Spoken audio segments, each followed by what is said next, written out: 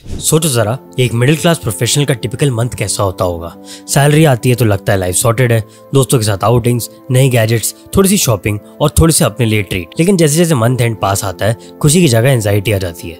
Bill spending है, EMI का pressure और अकाउंट बैलेंस धीरे धीरे जीरो की तरफ चला जाता है। तब हम ब्लेम करते हैं इन्फ्लेशन को, गवर्नमेंट पॉलिसीज को या अपनी कंपनी को।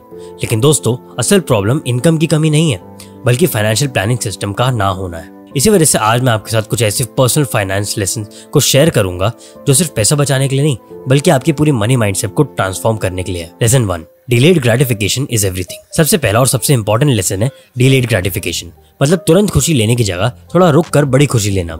ये एक फाइनेंशियल सुपर पावर है। सोचो, स्टॉक मार्केट में आपने 10,000 रुपए इन्वेस्ट किए। अगर आप 1 से 2 साल के लिए इसे रखेंगे तो रिटर्न्स अनप्रेडिक्टेबल रहेंगे, कभी प्रॉफिट तो कभी लॉस। लेकिन अगर वही पैसा 20 से 30 साल के लिए रखा तो कंपाउंडिंग का मैजिक उसे एक छोटी सी अमाउंट को एक बड़ा कॉर्पस बना देगी। इसी वजह से फाइनेंशियल एक्सपर्ट्स बोलते हैं रिटायरमेंट अकाउंट जैसे पीएफ, एनपीएस, 401 को टच मत करो, क्योंकि जितना ज्यादा टाइम मिलेगा ये उतना ज्यादा कंपाउंड होगा। डिलेड ग्रेटिफिकेशन सिर्फ इन्वेस्टिंग तक लिमिटेड नहीं है, डेली स्पेंडिंग में भी इसका रोल बड़ा है। एक सिंपल सा थंब रूल याद रखो, if you can't buy it twice you can't afford it once. मतलब अगर एक PS5 50,000 रुपए का है और आप बस एक बार अफोर्ड कर रहे हो तो शायद आपको वेट करना चाहिए, क्योंकि फाइनेंशियल कंफर्ट तभी होती है जब आप एक प्रोडक्ट 2 से 3 बार अफोर्ड कर सको और फिर भी स्ट्रेस ना हो। और डिलेड ग्रेटिफिकेशन डिसीजन मेकिंग को भी क्लियर करता है। एक बार मैं अपनी जॉब में हायर सैलरी के लिए डिपार्टमेंट स्विच करने का सोच रहा था। शॉर्ट टर्म में 15 से 20,000 रुपए एक्स्ट्रा मिलता, लेकिन लॉन्ग टर्म में मुझे वो करियर पसंद नहीं था। तब समझ में आया कि मैं 10 से 20 साल का पर्सपेक्टिव का डिसीजन लूंगा तो गलती कम होगी। लॉन्ग टर्म सोच और डिलेड ग्रेटिफिकेशन कंबाइन हो जाए तो आप अपनी लाइफ में अनस्टॉपेबल बन जाते हो। Lesson number 2, track the big 3 numbers. Financial planning का फाउंडेशन 3 चीजों पर टिका है: एक्सपेंसेस, सेविंग रेट्स और नेटवर्थ। सबसे पहला एक्सपेंसेस। फिक्स्ड एक्सपेंसेस जैसे रेंट, ईएमआई, ट्रांसपोर्ट, यूटिलिटीज और इंश्योरेंस, ये इनकम के 50 to 60% तक रहने चाहिए। यही अगर 70 to 80% कंज्यूम कर रहे हो तो डिस्क्रिशनरी स्पेंडिंग और सेविंग्स के लिए जगह नहीं बचेगी। इसलिए एक्सपेंसेस को हमेशा मॉनिटर करो। दूसरा है सेविंग्स रेट। एक्सपर्ट बोलते हैं कि एटलीस्ट 10% सेव करो, लेकिन सच ये है कि अगर आप 20 से 30% तक रीच कर लोगे तो फाइनेंशियल इंडिपेंडेंस की जर्नी और ज्यादा फास्ट हो जाएगी। सेविंग्स रेट को ट्रैक करने का एक सिंपल हैक है, सैलरी आते ही पहले अपना सेविंग्स को ट्रांसफर कर दो, बाकी खर्च के लिए बचा हुआ पैसा रखो। और तीसरा है नेटवर्थ। ये एक नंबर है जो आपको अपनी फाइनेंशियल जर्नी का बर्ड्स आई व्यू देता है। Net worth equals to assets minus liabilities. मतलब अगर आपके पास जो रियल पैसा है उसमें से लोन्स ईएमआई हटा दो, और ईएमआईज हटा दो। इसको ट्रैक करना इंपॉर्टेंट है क्योंकि इससे आपको प्रोग्रेस का क्लियर आइडिया मिलता है। मैं अपना नेटवर्थ ट्रैकर 5 साल से मेंटेन कर रहा हूँ और हर साल ग्रोथ देखकर मोटिवेशन और डबल हो जाता है। इन तीनों नंबर्स का कॉम्बो एक जीपीएस की तरह है जो आपको बताता है कि आप राइट ट्रैक पर हो या नहीं। Lesson number 3, keep investing simple.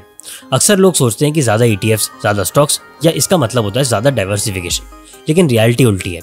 बहुत सारे ETFs एक ही कंपनी में रिपीट करते हैं, जैसे वैनगार्ड के S&P 500 ETF और मिड कैप वैल्यू ETF। इनमें 90% होल्डिंग्स ओवरलैप करती हैं। मतलब आपको लग रहा है कि आप डाइवर्सिफाई कर रहे हो, लेकिन एक्चुअली अपने रिस्क को आप रिपीट कर रहे हो। ट्रुथ यही है कि इन्वेस्टिंग सिंपल होनी चाहिए। 1 या 2 अच्छी इंडेक्स फंड्स लॉन्ग टर्म के लिए इनफ है। S&P 500 ETF ने लास्ट 15 ईयर्स में 92% एक्टिव फंड मैनेजर्स को बीट किया है। मतलब जो लोग रात दिन मार्केट एनालाइज करते हैं वो भी एक सिंपल इंडेक्स को बीट नहीं कर पाए।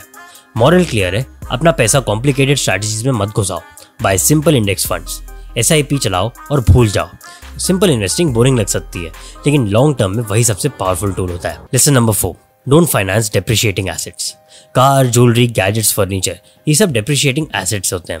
मतलब टाइम के साथ इनकी वैल्यू गिर जाती है, और अगर आप इन्हें लोन लेके खरीदते हो तो आप डबल लॉस कर रहे हो। एक तो एसेट की वैल्यू गिर रही है, ऊपर से आप इंटरेस्ट भी दे रहे हो। सोचो, एक 2 लाख का सोफा लिया आपने, 3 साल बाद उसकी रीसेल वैल्यू 20,000 रुपए रह जाती है, मतलब 1.8 लाख का लॉस। अगर उसी के लिए लोन लिया हो तो इंटरेस्ट का नुकसान अलग। ये पैसा आप किसी प्रोडक्टिव चीज जैसे इन्वेस्टमेंट या इमरजेंसी फंड में डाल दे तो फ्यूचर सिक्योर होता।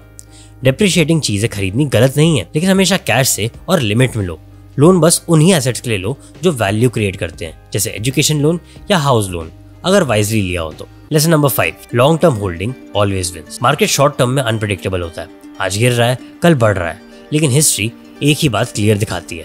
20 से ज्यादा सालों के होराइजन पर स्टॉक मार्केट कभी भी लॉस नहीं देता। एक blog of dollars and data ने रिसर्च दिखाया कि चाहे PE रेशियो हाई हो या मार्केट ओवर वैल्यू लार्ज, अगर आपने 20 से 30 साल तक होल्ड किया है तो रिटर्न्स पॉजिटिव ही रहे हैं। Lesson number 6, save aggressively in the beginning. जब आपके पास पैसा कम होता है तब इन्वेस्टिंग रिटर्न्स मैटर नहीं करते, उस टाइम मैटर करता है आप कितना एग्रेसिवली सेव करते हो। एक एग्जांपल ले लो, अगर आप 10,000 रुपए पर मंथ सेव करते हो और 10% का रिटर्न मिलता है तो 7 साल बाद 1 लाख रुपए बन जाएगा, लेकिन उसमें से 67% आपकी सेविंग्स होती है, ना कि रिटर्न्स। मतलब इनिशियल स्टेज में ग्रोथ का सीक्रेट है discipline in saving, not chasing returns. इसलिए शुरू के 5-10 साल एग्रेसिवली सेव करो, छोटी लग्जरीज को अवॉइड करो और एक स्ट्रॉन्ग कॉर्पस बिल्ड करो। एक बार आप 5 से 10 लाख का नेस्ट एक एग बना लोगे तब कंपाउंडिंग अपने आप अपना मैजिक दिखा देगी। Lesson number 7, investing should be boring. अक्सर लोग सोचते हैं कि ट्रेडिंग, डेली स्टॉक्स पिक्स या क्रिप्टो के चक्कर से रिच बन जाएंगे, लेकिन सच ये है कि सक्सेसफुल इन्वेस्टिंग बोरिंग होती है। इंडेक्स फंड में अपना पैसा डालना और भूल जाना सबसे बड़ा हैक है। आर्थर मॉर्गन हाउसेल कहते हैं कि अगर आप अपना इन्वेस्टिंग अकाउंट का पासवर्ड भूल जाओ तो समझ लो आप सक्सेसफुल हो गए, क्योंकि इसका मतलब ये है कि आप पैनिक सेलिंग या ओवर ट्रेडिंग से बच रहे हो। वॉरेन बफे भी कहते हैं, if you want extraordinary results, be ready to be boring for a long period of time. बस एक डाइवर्सिफाइड फंड लो, उसमें SIP करो और 20 साल बाद देखना कैसे आपका वेल्थ मल्टीप्लाई होता है। Lesson number 8, stop comparing yourself. आजकल के जमाने में सोशल मीडिया ने कंपैरिजन को और भी टफ बना दिया है। इंस्टाग्राम पे आपको दिखते हैं फ्रेंड्स का गोवा ट्रिप, नए आईफोन्स और लग्जरी शॉपिंग, तब लगता है कि हम पीछे रह गए। लेकिन ट्रुथ ये है कि हर किसी की जर्नी अलग होती है। कोई अपना पैसा एक्सपीरियंस पे खर्च करता है, कोई सेविंग्स पे और कोई फैमिली ऑब्लिगेशंस पे। आप उनके हाईलाइट रील को अपने रियल लाइफ से कंपेयर करते हो, जो कि एक अनफेयर चीज है। कंपैरिजन का सबसे बड़ा नुकसान होता है इम्पल्स स्पेंडिंग। आप सिर्फ स्टेटस दिखाने के लिए लग्जरी चीजें खरीदते हो और फ्यूचर कॉम्प्रोमाइज हो जाता है। इसलिए एक गोल्डन रूल है, अपने गोल्स पर फोकस करो, ना कि दूसरे क्या कर रहे हैं। Lesson number 9, don't be A 30K millionaire. एक फनी टर्म है 30K मिलियनेयर, मतलब 30,000 रुपए अर्न करो लेकिन लाइफस्टाइल मिलियनेयर जैसे दिखाओ। EMI पे BMW, EMI पे फोन और weekend VIP tables.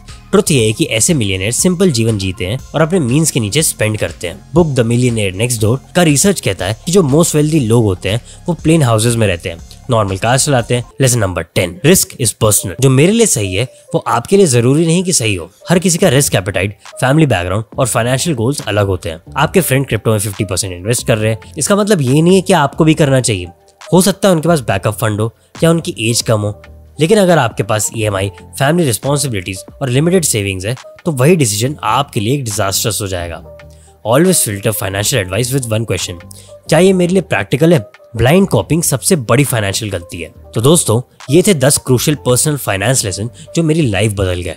Delayed gratification, expenses tracking, simple investing, aggressive savings और अपने जर्नी पे फोकस करना, ये सब छोटे छोटे स्टेप्स एक बड़ी फाइनेंशियल फ्रीडम की तरफ ले जाते हैं। याद रखो, पैसा कमाना एक स्किल है, उसे सेव करना एक आर्ट है और उसे कंपाउंड करना एक साइंस है।